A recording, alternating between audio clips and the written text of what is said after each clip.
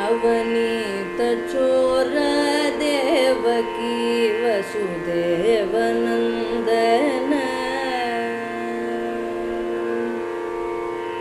नवनीत चोर देवकी वसुदेव नंदन नवनीत चोर देवकी वसुदेव नंदन यशोदनंदन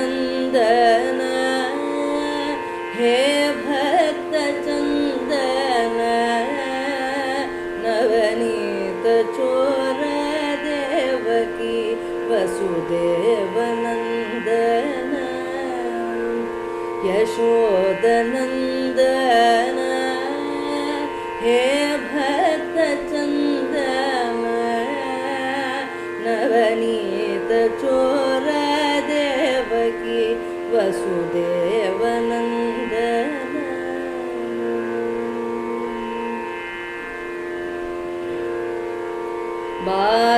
बालुलुगुडी नाम स्मरणमु जयसि कुन्दमा बालुलुगुडी नाम स्मरणमु जयसि कुन्दमा भक्तुल पद धूलि मनपै चालु कुन्दमा बालुलुगुडी नाम स्मरणमु जयसि कुन्दमा भक्तुल पद धूलि मनपै चालु कुन्दमा नवनीत चोर देवकी वसुदेव नंदन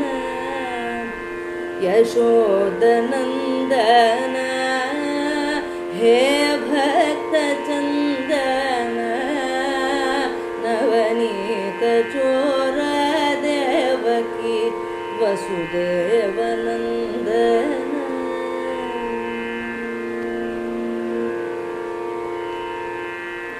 महाराज राज महाराज राजशेखर महाराज राज राज महाराज शेखर महाराज राज शूर त्याग राज जीवन महाराज राज राज महाराज शेखर महाराज राज शूर त्याग राज जीवन महाराज राज राज महाराज शेखर महाराज राज शूर त्याग राज जीवन नवनीत चोर देवकी वसुदेव नंदन यशोदनंदन हे भक्त चंदन नवनीत चोर देवकी वसुदेव नंदन यशोदनंदन वसुदेव नंदन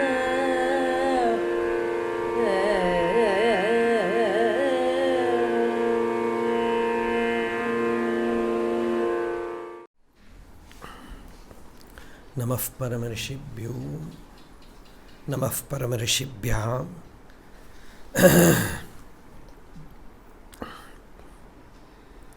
अंतरायतिमिरूपशान्तये शान्तपावनमचिन्त्य वैभवं तन्नरं वपुषि कुञ्जरं मुखे मन्महे किमपि तुन्दिलं महः गुरुर्ब्रह्मा गुरुर्विष्णुः गुरुर्देवो महेश्वरः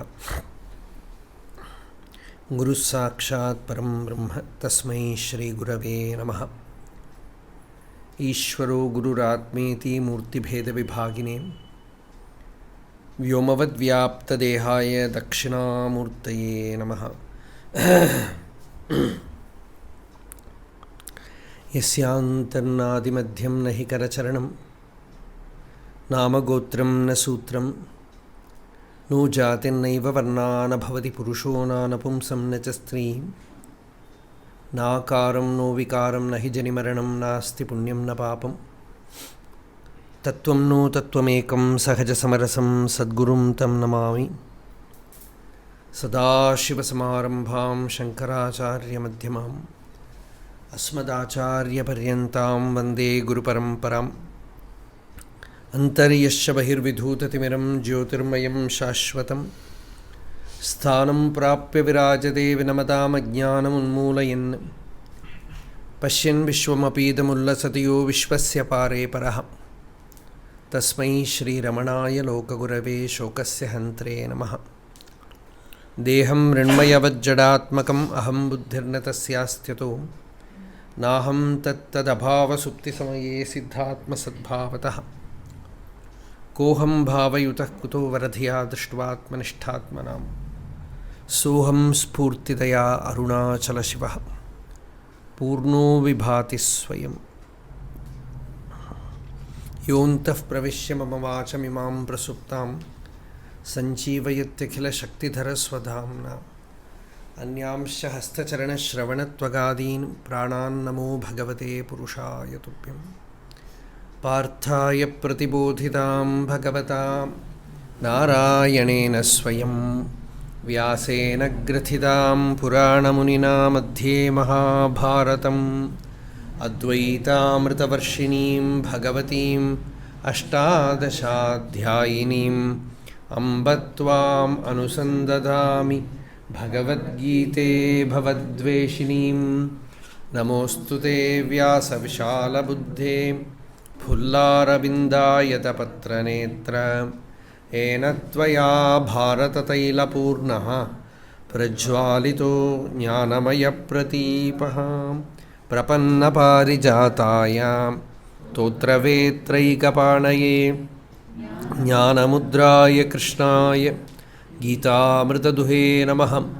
वसुदेवसुतं देवं कंसचाणूरमर्दनं देवकी परमानन्दं कृष्णं वन्दे जगद्गुरुं मूकं करोति वाचालं पङ्गुं लङ्घयते गिरिं यत्कृपातमहं वन्दे परमानन्दमाधवम्।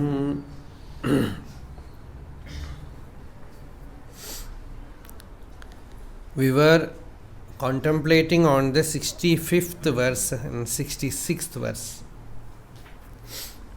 The goal of life is Atyantika Dukkha Nivritti, that complete cessation of sorrow. So that is the goal which all the philosophers,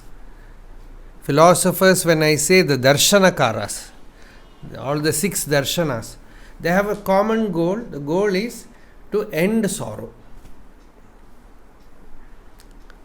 And like Buddha also, those who are outside Vedic way. Actually, Buddha is not outside Vedic way, but they declared so. They refused to follow the Karma Kanda portion of Veda. And they also did not quote from the Upanishads, but still they followed the Yoga Marga.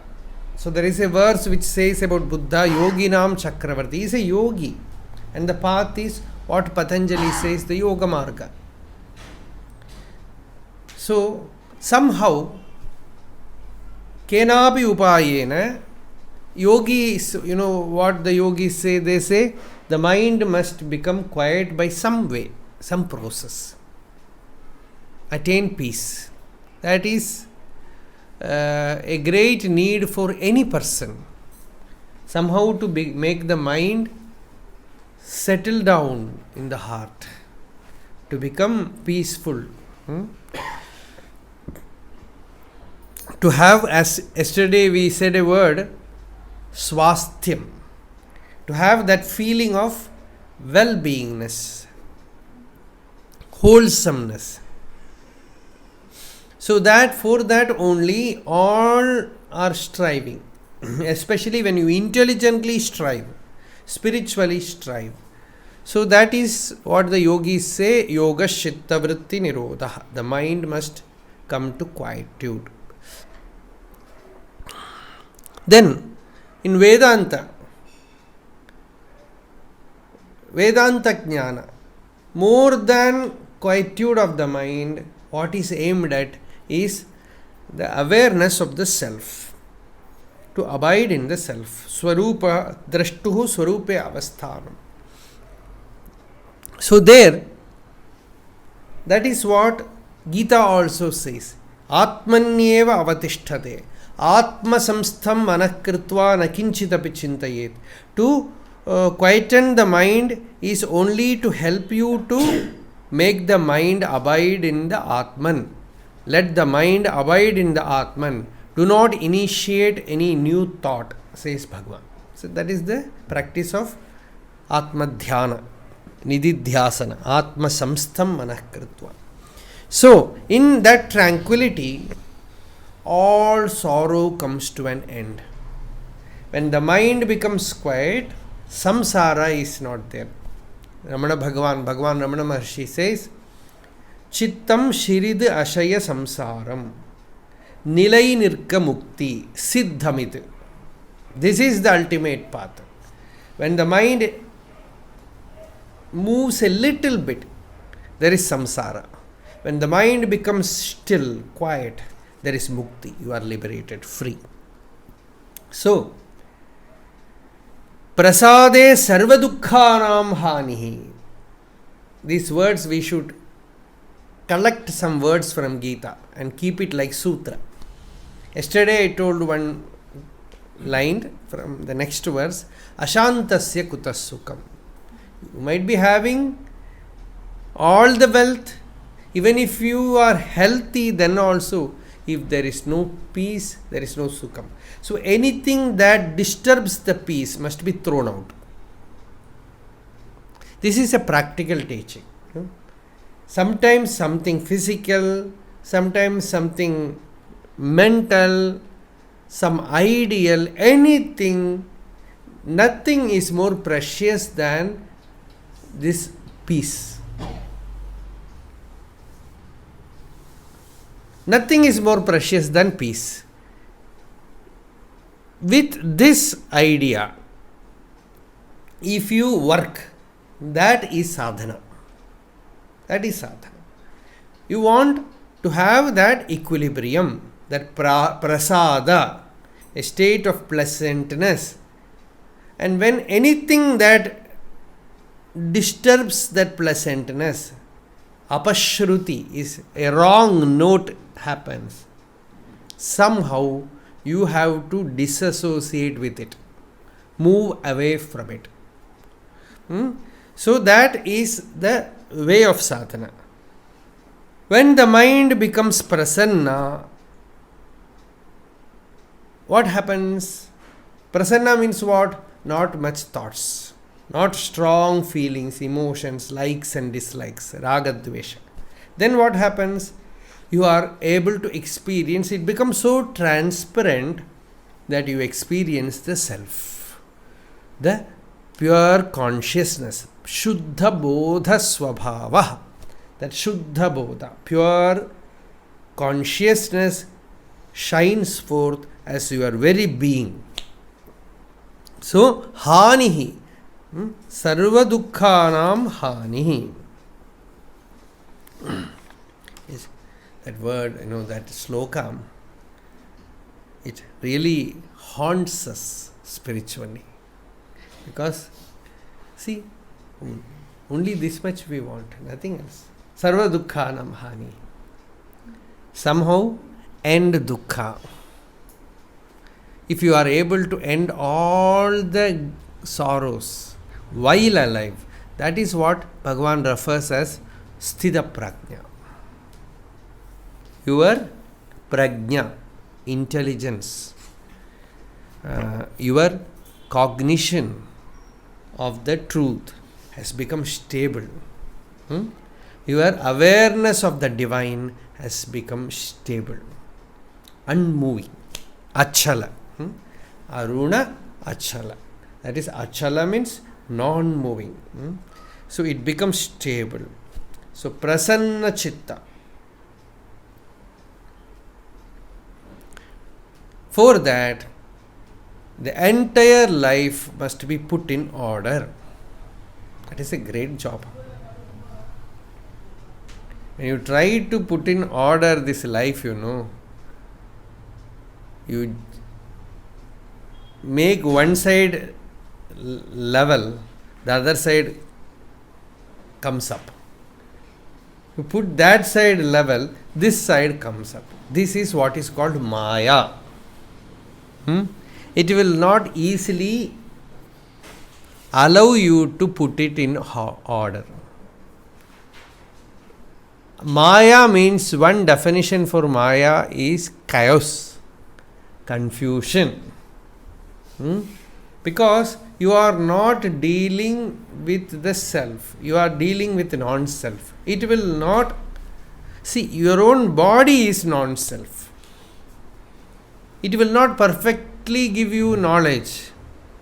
Non-self means, Maya means what? No perfect understanding is possible. Body cannot give you perfect understanding. Senses cannot give you perfect understanding. Mind cannot give you perfect understanding. All these planes disturbs you. So, that yukta means putting everything in order. It is not possible. In life, it is disorderly. You can see in nature, in forest, see, everything is disorderly. That is what we call nature. If you put everything it is in order, it is not forest, it is garden. It is a park, synthetic, artificial. So when it is natural, there this disorderliness has its own order. Like that, life, disorder life, it has its own order, its own way of moving. So, there to live in perfect equilibrium is what Bhagavan refers as Sthita Prajnatva. That can happen only when you find the order behind nature, which we call as Rhythm.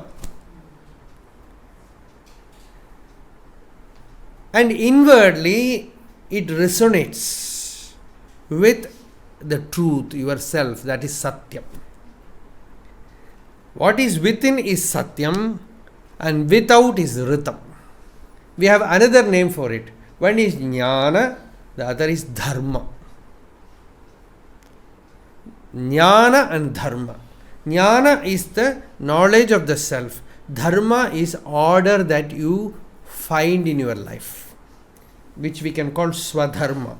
Whatever dharma this body has to execute is Swadharma.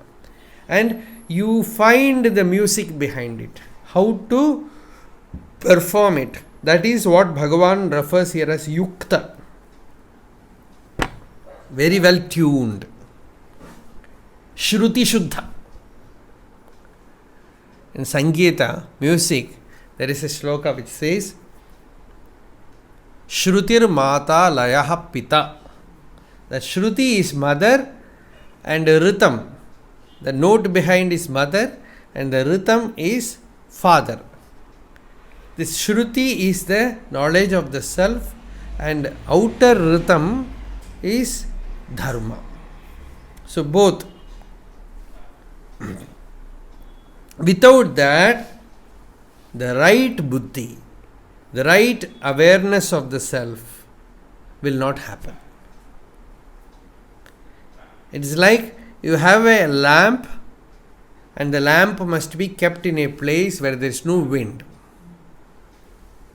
So, a lamp placed in a windless corner. Like that, you find your life in such a congenial state where the buddhi becomes steady. The awareness of Brahman becomes steady. You know that your very existence is divine. then the mind also is released. Such a mind is able to conceive the truth, bhavana. And when the mind is not able to conceive the truth, it cannot have peace. Peace means jnanam. Bhavana means upasana.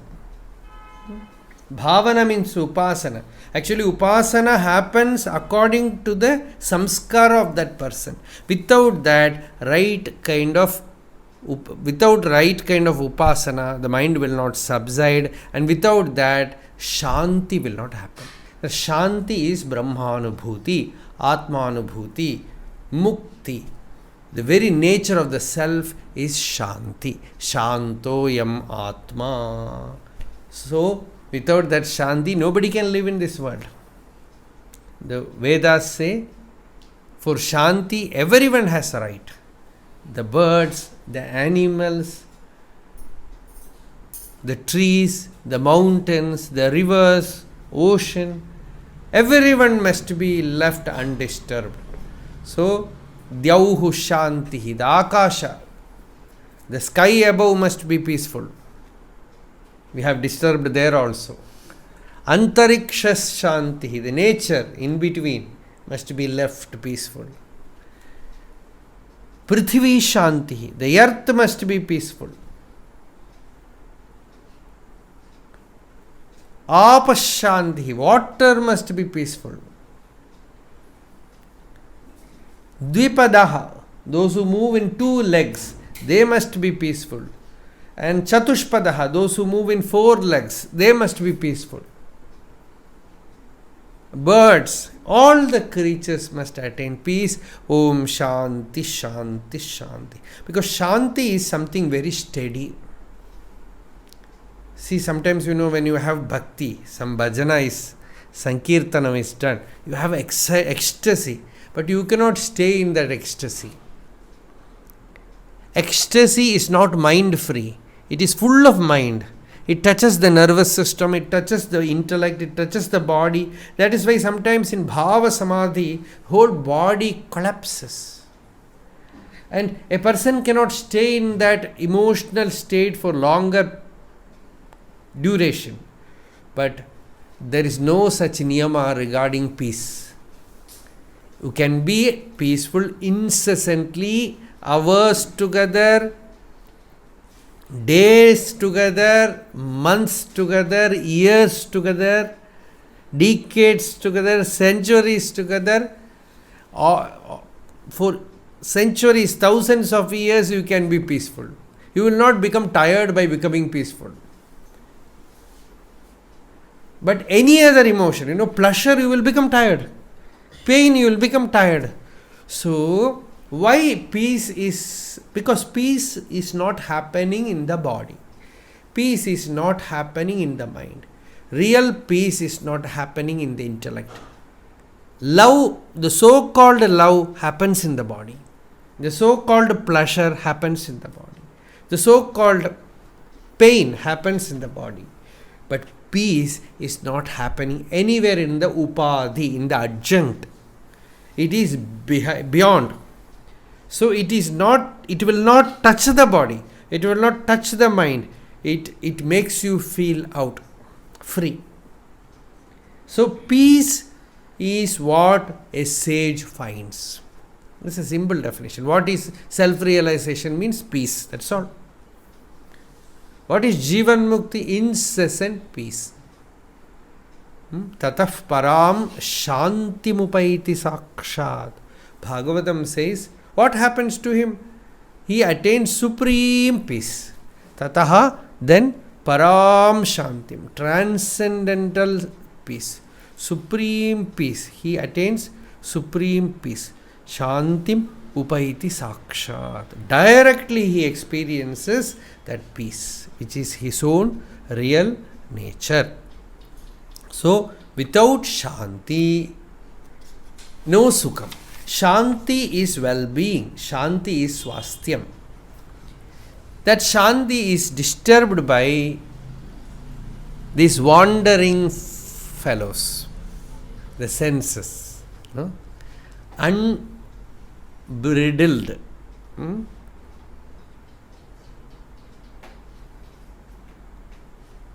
They move according to their wish.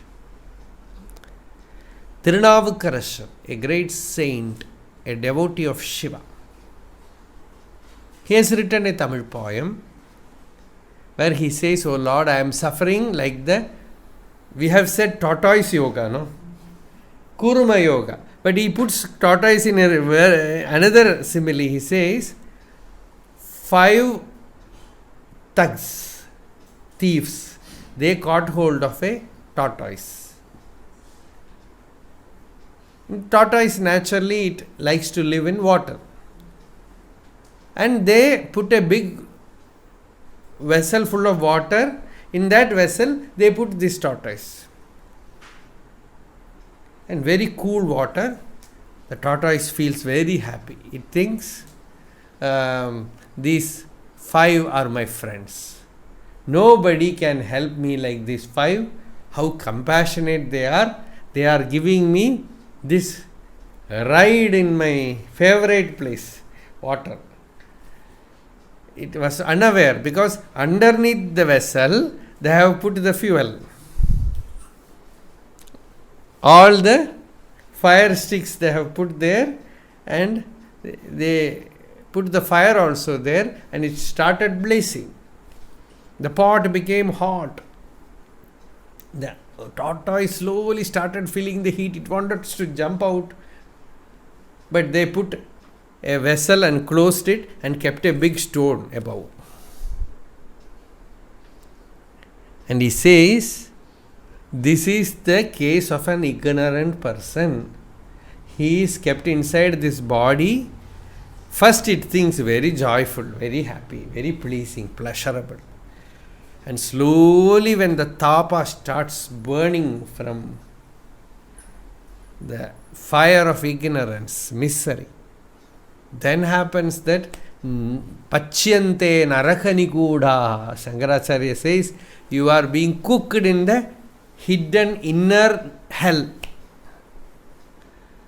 Because the senses, when they become unruly, we have no way to control, then the mind follows them. That is the next shloka we will see. Indriyanam hi charatam yan manonu vidhiyate tadasya harati prajñam vayurnavamivambhasi. The intellect which has absorbed the teaching and is discriminative, it is always on the watch, God, mindful. It tells you how you should behave in this world.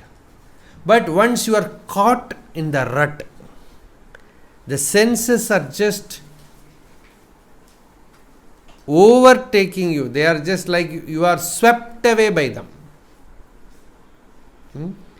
Bhartrihari says, it's like a river, the river of passion, river of desire. Asha nama nadi. And what is the water in it? Manoratha jala, lot of brooding, imagination, brooding about the sensory objects. Manoratha jala, and feels very happy. Trishna tarangakula, now and then waves of craving comes. Trishna tarangakula. Then what happens? Ragagrahavati. In that river there is the crocodile. It is raga, attachment. Ragagrahavati. And if you want to escape, you hear in satsang some good teaching. But this river contains some birds. They are vitarka vihagaha. They create confusion in you. They will not allow you to cross it. They will create confusion in you. Vitarka vihagaha. And there are trees on the bank. They are the trees of courage. And what happens? This river just sweeps them away, uproots them. Dhairya druma dhvamsini. And when you try to cross them, there is a lot of whirlpools. Inside there is a lot of whirlpools. They will just pull you inside, suck you inside. Mohavarta. Moha, they are delusion. You get deluded and fall. You fall in the spell. Mohavartasu dustara. And how deep is this river? Atigahana. It's very deep. And the knowledge which you are seeking is up above. That bank is somewhere very high. Prottunga chintatati. And who crosses that? Tasyaha paragataha. Tasyaha paragataha vishuddha manasaha. Nandanti yogishwaraha. These yogishwaras who have crossed the river and reached the other shore, they takes delight. The real happiness is only for them. So this river of passion, it just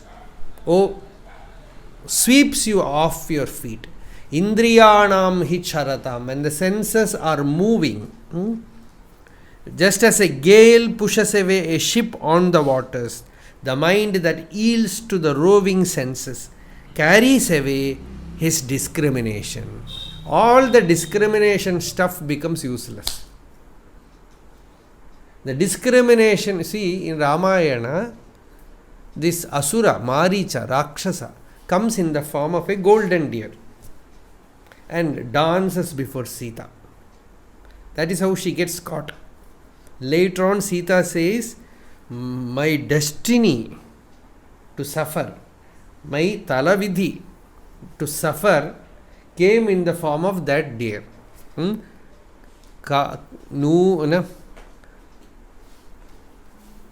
Kalo mrigarupadhari mam luluve. That Kala came as Mrigarupa. So when that deer came, she said, fascinated she was. How beautiful is that deer, all golden color with gems. You cannot see such deer anywhere. See, the person who is destined to fall, he only falls in the spell, not others. Those in the forest, the other birds, other creatures, other stags, deers, they just come near, make a smell and takes to their heels. The moment they smell this deer, they just run away so fast. So they all recognized it. Only Sita did not recognize, and she said to Rama, see how beautiful it is. He also fell into it. He said, yes, it is very beautiful. Should I catch it for you? And we will take it to Ayodhya, because only one more year left to go to Ayodhya. So we will take this deer to Ayodhya. So he also, Raghavopicha mohita. Valmiki says, Raghava became deluded. Sitayacha prachoditaha. Sita instigated him and Raghava fell into it. And he said, Lakshmana, see how beautiful it is. Lakshmana did not fall. He said, Arey, Bhrata, Mrigohi evam vidho ratna khachito nasti Raghava. No Kanchipuram textile has made this deer. Kanchipuram patalam pota madri vandirukadhu. So Mrigohi evam vidho ratna khachito nasti Raghava. There is no mriga known to Brahma like this. Jagatyam Jagadinatha. You know everything in the world, but I don't know why you are deluded. Mayaishahina samshayaha. It is doubtlessly, it is Maya. Rama said, if it is Maya, we will see. I will just go behind it. Saying this, he started chasing the deer. And what happens? See, Rama, you can, at that spot, you can say, a person pushed by his mind. Sita is the mind. And Lakshmana is now discrimination. I am not giving complete symbolism. Lakshmana is discrimination. But what happened when the person fell into it, soon discrimination also has to follow the suit. The mind pushes the discrimination behind it, it also is gone. Then what happens? Sita is lost. Mind is lost. The jiva is lost. Separated. Kept in body. Lanka is the body. 3 gunas. Ravana is Rajoguna, Kumbhakarna is Tamoguna, Vibhishana is Sattva-guna. All Kama, Krodha, Rakshasi around.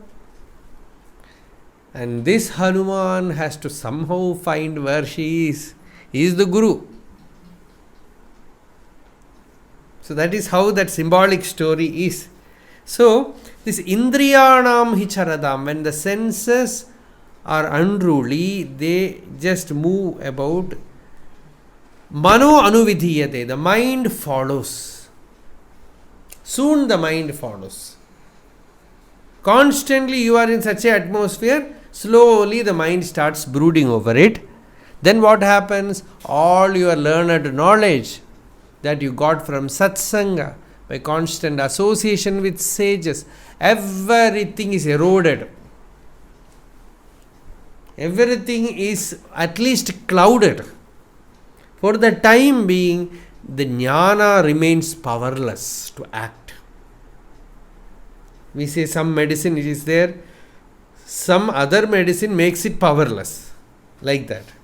So here the jnana makes it powerless. Jnana becomes powerless because he has prarabdha to suffer. Because his senses have become very powerful, mind has become very powerful. So Bhagavatam says, jnanam tasya jnanam sravati amaghadambuvat. His jnanam just flows out through the senses. Like water in a pot where there are holes. So, Indriyanam hicharatam. The senses wandering, yet manaha anuvidhiyate, mind follows. Anuvidhiyate means follows behind them. Tadasya harati prajnam, that carries away his discrimination, his meditative mood. That is what we lose. Our meditative state soon gets completely disturbed. Naturally, we move about so much in the world. Even Mahapurushas, they complain, they lose their meditative state because it has to be kept like health, inner health. Swami Vivekananda says, he tells one of his disciples, I ruined my health for all of you and I lost my meditative state for all of you.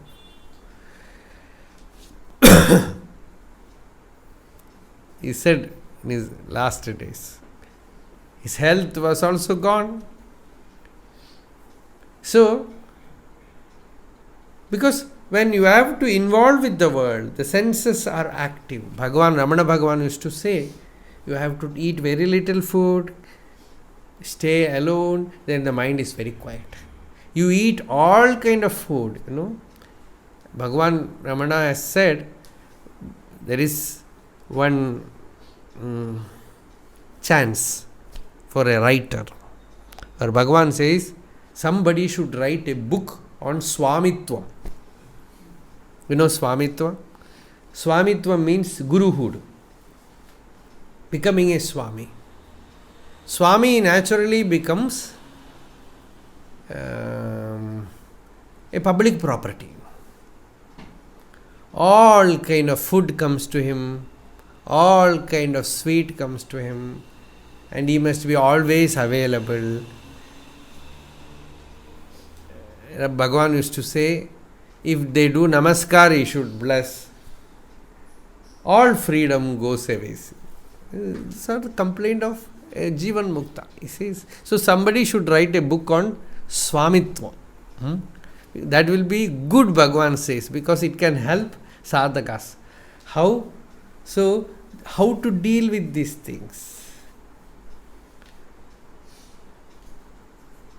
The senses become unruly if food is wrong. Any disorder is ayukta.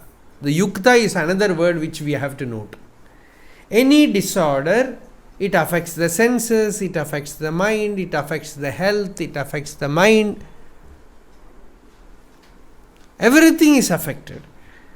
So, finding that order, which I said, what is the name given to it?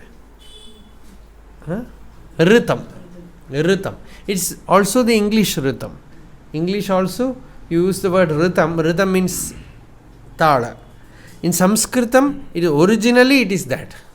It is Ritam Satyam. Ritagum Satyam Param Brahma Purusham Krishna Pingalam.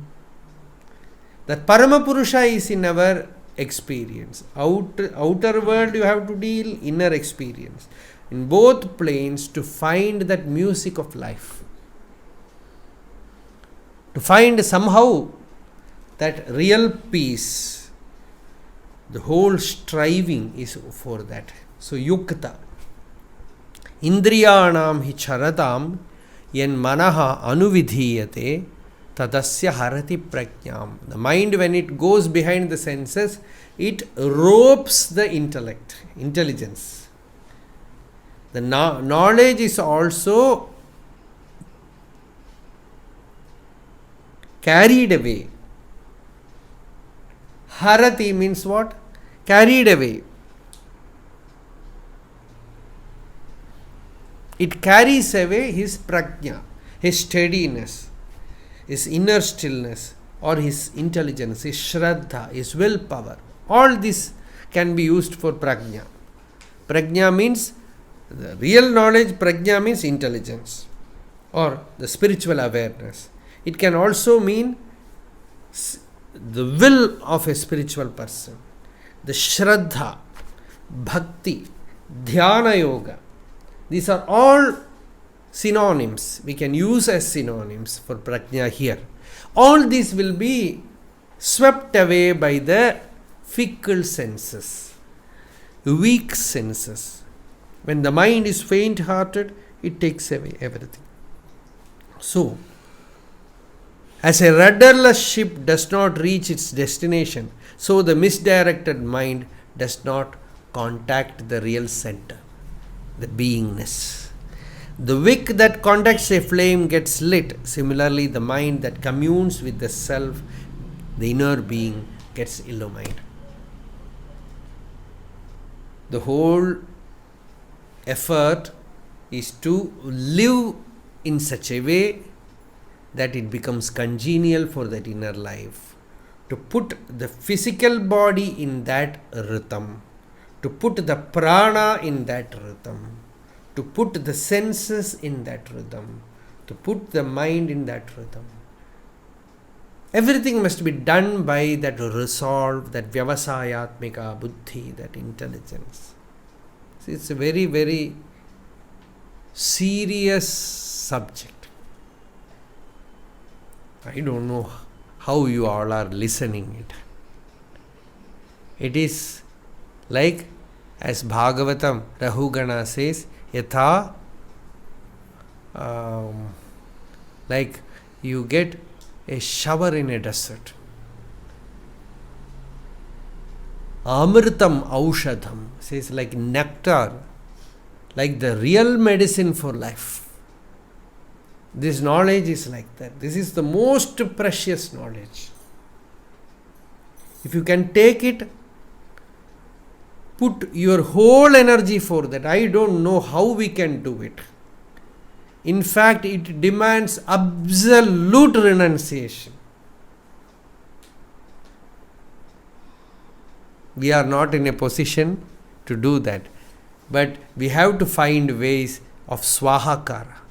One thing, another, offering, going on offering, till you offer yourself. Mam juhomi swaha. Go on offering. Bhagavatam, Bhagavan says, whatever is dear to you, offer me. Whatever is dear to you, offer me. Yad yad ishtatamam loke. Yacha atipriyamatmanaha.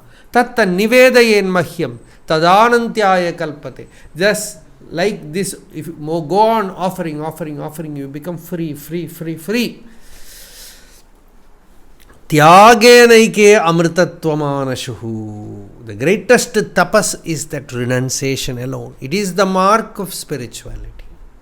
It is the mark of spirituality. Only by that, only by choosing truth above everything, choosing nirvana above everything, choosing that peace above everything, one can be free. Otherwise, a little bit of desire for this and that will again put us into the grinder of suffering. That we will see, that we will experience in our own life. So this is the truth, this is the fact, absolute truth. You can take this, contemplate deeply on this, you can write notes on it, keep the points before you, ponder deeply on it. In whatever way you can implement it in your life and stay in that state, up to that level you will be blessed.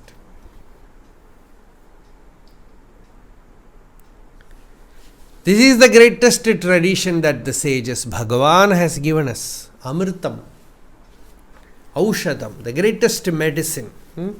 And he is the greatest Vaidya. He is the greatest medicine. He is the greatest physician. And this is the application of that medicine by which we have to find the highest well-beingness. So, next shloka, Bhagavan gives the method, how to handle. That we will see. Tasmad yasya mahabaho nigrihitani sarvashaha indriyani indriyarthebhyaha tasya prajna pratisthita. His, tasya means his, prajna means inner happiness. Pratishtita is stable, it's constant. Tasmad, hence, He Mahabahu, a mighty armed one. Arjuna is a Mahabahu.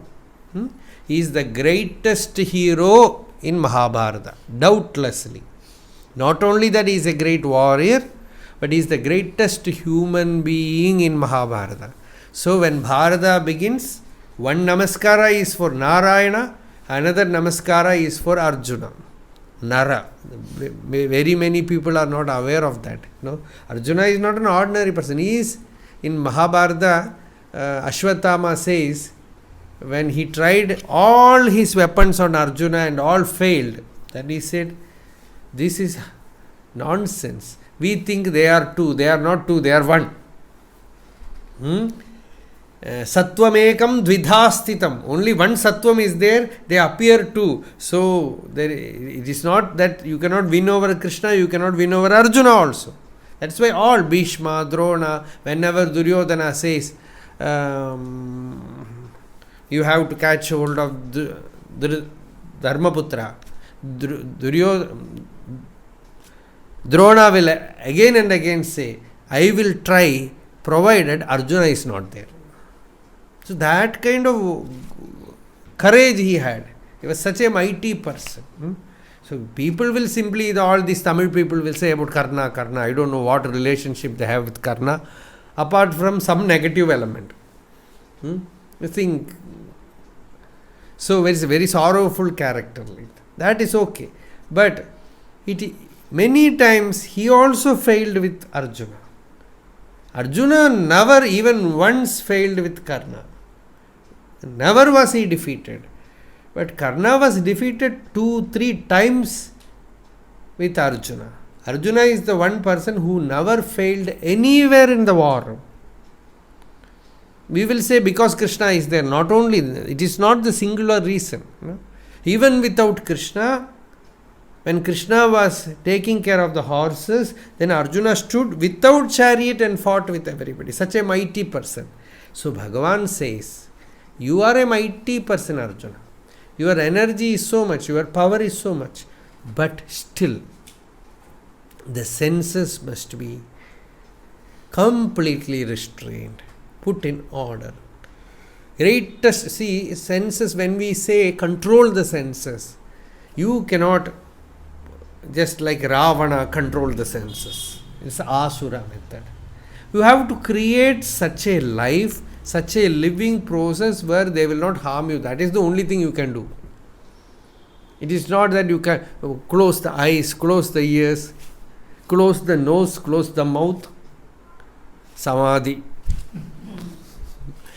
How is, that is not.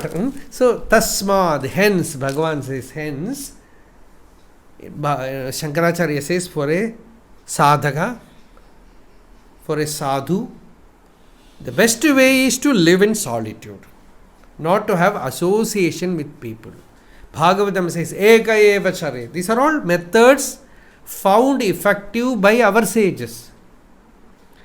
They have found these methods. But when worldly people ask what we will do, there is no answer. We can only bluff. You can live in 5-star hotel and just take care your senses are controlled, happy. But for sadhaka's sake, ekanta sthitihi indriyoparamane hetur damashetasa. When you are ready to curtail the senses, if you can spend much time in solitude, that will help you. Or association with saints, in temples, in ashramas, where great saints are there, where devotees are there, you associate with them. These things will help in soothing the senses. The job becomes much easier there. So, tasmad, hence, Mahabaho, mighty armed one, Nigrihitani sarvashaha. Sarvashaha means from all sides, completely, in all the ways they are put in order. By upasana, bhakti also you can control them. With the eyes you see Bhagavan's form, idol. With the ears you listen to his nama. With the nose you smell the tulasi flowers offered to him. You taste only food that is done as an offering to the Lord. Like that, all Kriya Kalapa Bhakti, that also helps. Living under a great master helps, it goes a long way. So, Indriyani Indriyarthebhyaha. From the sensory objects, you just withdraw them and they no more create chaos. See, outside all the dogs are barking. We close the chambers and sit inside. It helps a little bit. It helps. Like that, Kurma Yoga. This is Kurma Yoga. So, Tasmad, like that, you learn to withdraw to the heart center and make the spiritual experience steady. And when you are aware of the inner truth, when you wake up into the spiritual plane, you find the light inside you, then you are ever in that world. Brahmalokeshu paranta kale Vedanta Vijnana Sunishidartaha. Those who are with crystal clear Vedanta and Vijnana. Vedantartha Vicharena Jayate Jnanam Uttamam Tenatyantika Samsara Dukkhanasho Bhavatyanu. Viveka Chudamani says, by listening to the Vedanta and its meaning, the Upanishad and its essential meaning, and by contemplating on that, perfect knowledge arises. And through that perfect knowledge, samsara dukkha nashaha. That samsara dukkha nasha. Samsara dukkha is rooted out. It follows by that perfect knowledge. So, when that happens, the yogi lives in the realm of divine. Even though he is in the world, he is not in the world.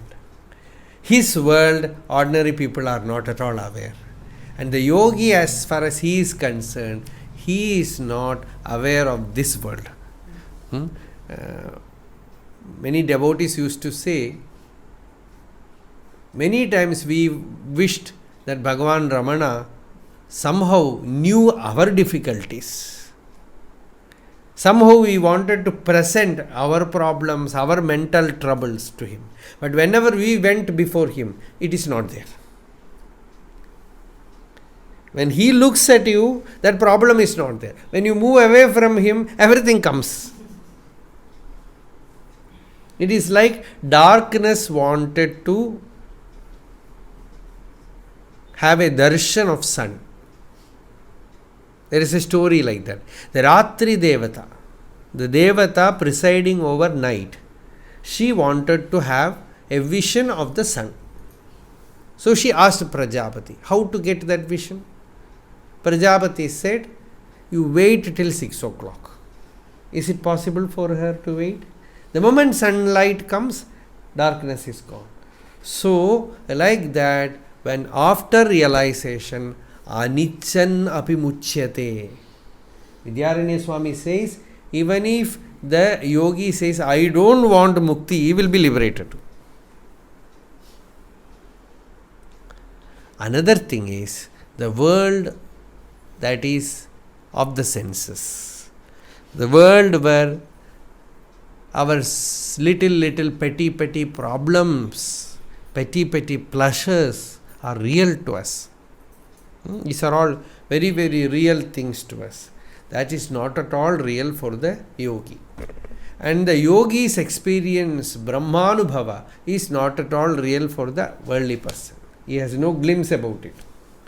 So that is what here, next verse. Ya nisha sarva bhutanam tasyam jagarti samyami yasyam jagrati bhutani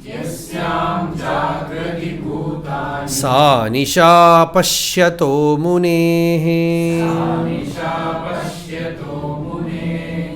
Ya nisha sarva bhutanam. That which is, nisha means night.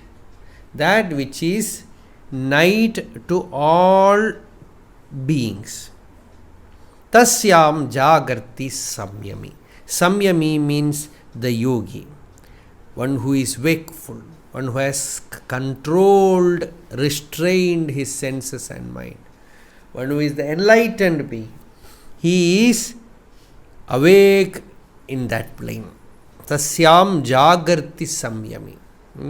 The plane of self-experience, atmanubhuti. There samyami is awake. Yasyam jagrati bhutani. The world where all creatures are awake. See, everyone is not seeing the same world. People are in various planes. When you open some psychic realm, that opens up, unloads many things, and you are in that psychic realm. When you open the spiritual plane, it opens up, you are there. When you open present news, all kind of stuff comes, you are in that plane. You are sitting here worried about American election. What foolishness, no? A few years back, there is no chance of knowing these things. So what? You are not concerned. Somebody went to forest. In Kerala it happened. Somewhere at Tapadi, Agali, somewhere, they met some tribals. And they had an interview with that tribal chieftain. So this journalist, he asked him, you know who is our Prime Minister? This is long back. Who is our Prime Minister? He didn't understand what Prime Minister means. Said, our ruler. Then he said, I am the king of this place. I don't know who your king is. That's all. I am not aware about your king. I am the king of this place. That's all. Enough. Finished. The whole world can end with a single room. Many saints have lived all their life in a single room, not moving out of an ashram, happy, unaware about the world, not registering much things from the world. They live in God consciousness. That is what we say, no? God consciousness, not world consciousness.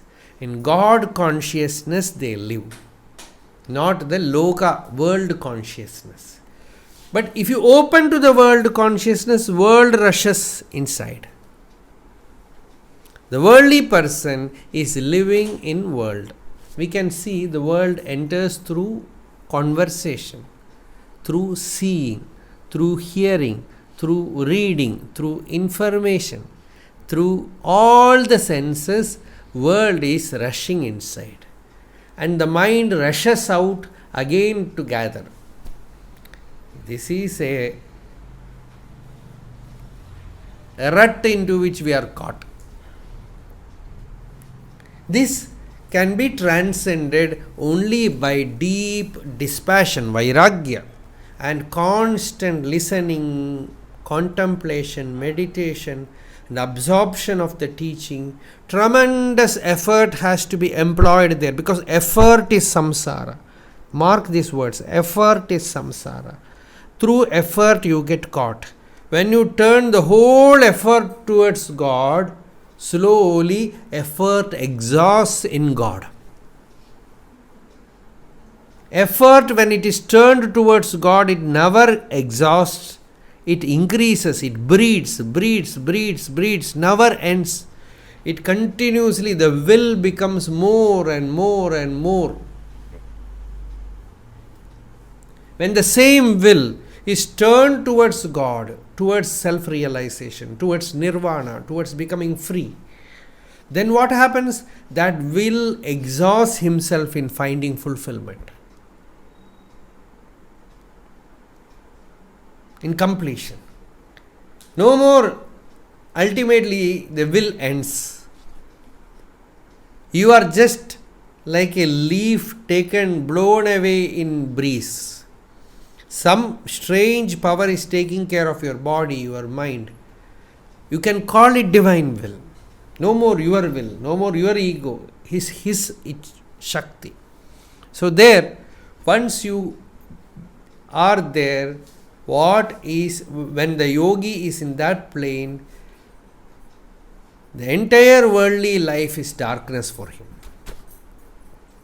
We can simply say darkness and light. And what is light, what is darkness? Shankaracharya says, Atma, Drik, Chit, awareness is light. Everything else is darkness. Everything else is darkness. The ignorant person is aware of everything else, not the Chit. The yogi is aware of Chit, hence he ignores everything else. Drig drishyau dvau padartau staha paraspara vilakshano Drig Brahma Drishyam Mayeti Sarva Vedanta Dindhimaha. This is the Vedanta band. Vedanta is playing the band, drum. The Vedantic kettle drum. It is reverberating. And what does it say? There are two things. One is Drik, the seer, and everything else is seen. Drik Drishyau Dvau Padartaustaha, two principles. One is the Drishya, the seen, and the other is the seer, Drik. Paraspara Vilakshanu. They are entirely different, like darkness and light. Drishya is darkness and Drik is light. Drik Brahma, the seer is Brahman. Drishyam Maya, what is seen is mere illusion, delusion, Maya. Iti Vedanta Dindhimaha. This is the Vedantic drum beat. This is the Vedantic drum beat. Vedanta Dindhimaha. So, the Jivan Mukta Purusha, the great mystic you can call, because you don't understand him, hence you call him mystic. He looks mysterious, so you call him mystic. You don't understand him because he is inwardly aware he lives in another world. So here Bhagavan says, Ya Nisha Sarva Bhutanam, that which is night for all beings, there the Samyami, the mystic, the yogi is wakeful. He is aware of the Chit, the self. Yasyam Jagrati Bhutani. When the Second World War is happening, people used to discuss about the war news in the hall where Bhagavan Ramana Maharshi is sitting.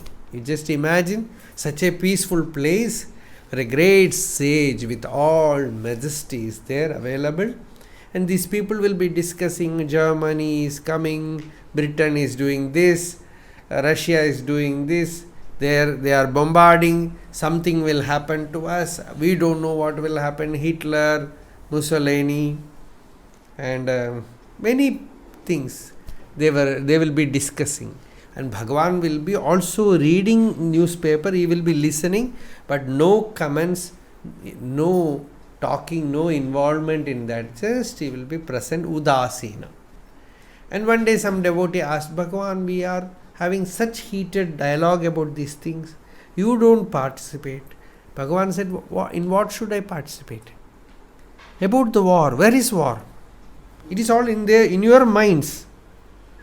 You are not there. The war is happening in your mind. There is no war in my mind. Aranyam means Aranyam. Vanapastam, like that Aranyam. Vedas, there is Aranyaka. Rana means fight, conflict. And Arana means there is no fight. The state where there is no conflict is Aranyam. It is not the forest. So when you are in Aranyam, the Guru is in the Aranyam. The Mukta Purusha is ever in Aranyam. Janaka says, even in this assembly, I am in Aranyam. Ashtavakra Samhita, Janaka says, Aho Jana Samuhepi, even amidst so many people, Nadvaitam Pashyato Mama, I do not see duality, others. Aranyamiva Samvritam, the mind is as if I am in a deep forest. Kvaratim Karavanyam, where should I get attached? To whom should I get attached? Nothing exists for me to get attached. Because attachment makes you suffer. Attachment creates duality. Attachment creates conflicts. Attachments makes you sin. All trouble comes from attachment. So, that world, the world of worldly people, the world where you are interested in the world, in all these things, attachment, aversion, the yogi is not open to that world. He is in fact sleeping in that world. And the world where he is awake, we are asleep. Worldly people, ignorant people are asleep there. Snoring. Anadimayaya suptaha. Mandukya Karikas, Gaudapadacharya says, timelessly sleeping. Not interested in waking up. And the yogi is awake in that plane. So, very beautiful verse, one of the most beautiful verse in Gita, where Bhagavan puts so much poetical beauty there. Vyasa has put so much poetical beauty. Ya Nisha Sarva Bhutanam Tasyam Jagrati Samyami. When you chant this verse, one picture comes. In night, when everyone is asleep, the Samyami sits in meditation. It's very beautiful. When everyone is asleep, Ramakrishna used to say, 3 people don't sleep in night. The yogi, the bhogi, the rogi. Yogi remains in meditation, so he will not sleep. The bhogi is in indulgence, he will not sleep. The rogi, because of his disease, will not sleep. One more I will add, the drohi. And who gives trouble to others, he will not sleep. The bhogi, the rogi, the drohi, the yogi, 4 people will not sleep. So when everyone is asleep, the yogi is awake, meditating. See, there is a secret in night meditation, especially those hours when everyone has gone to sleep. These days we cannot say when people are sleeping. So that is very difficult. In places like Yoga Nikaya, we have found that forest where there are not much human being, the very quality of sleep is different. The seething feeling of the mind is not there. So much of psyche around, unheard noises are heard. You cannot hear the noise of mind easily, but when you go to places where that kind of noise is not there, then you feel, oh, this is like that. So when the mind noise is not there, such places you stay. It's so healing, so wholesome. You feel a kind of touch of sacredness there. Kind of sacredness you feel. The mind becomes quiet. So in dark night, when especially in the midnight, there are practices of yoga, they will go to sleep and wake up in the midnight and meditate. So when everyone is asleep, no mind is operating, then you need not even meditate. You can just sit quiet.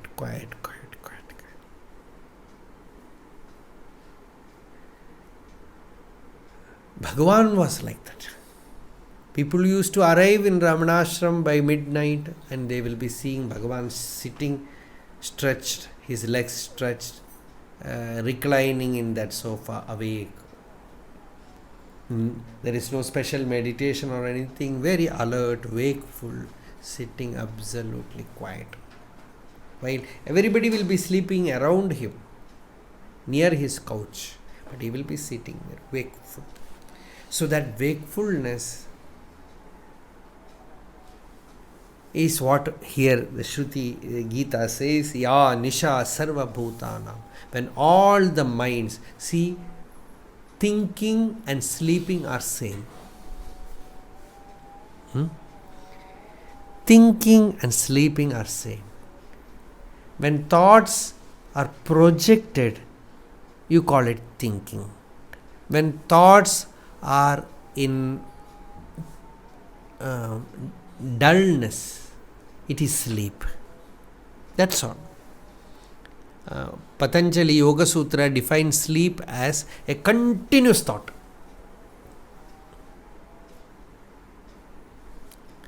So, Niddirayalum, Ninaivadiyalum, Manam Mooda Miha Shiraliyum. Shir means the energy. The inner energy is polluted both by sleep and by thinking. Both corrupt the pure awareness. That doesn't mean you have to give up sleep. Then others will have trouble.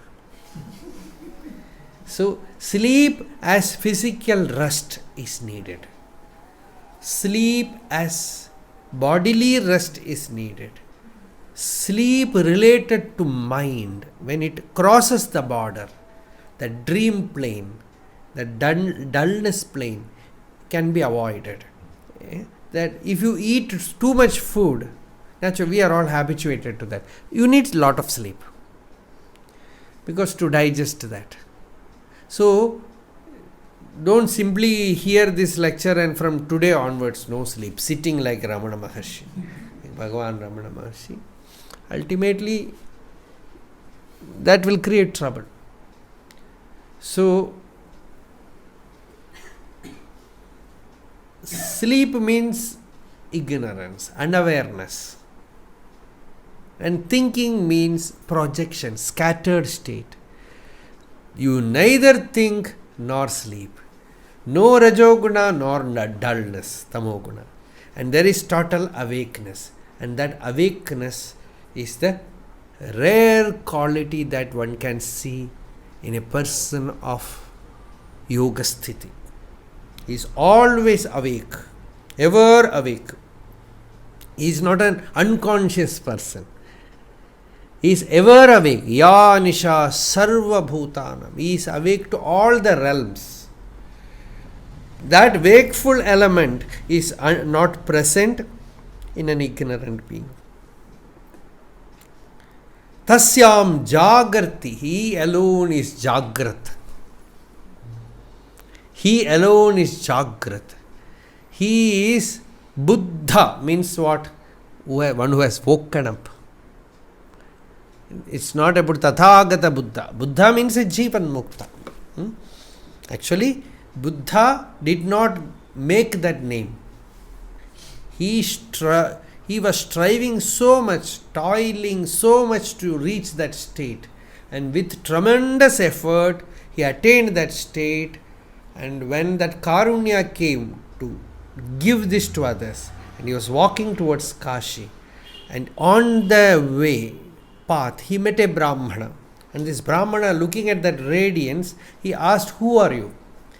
And he did not think about that name.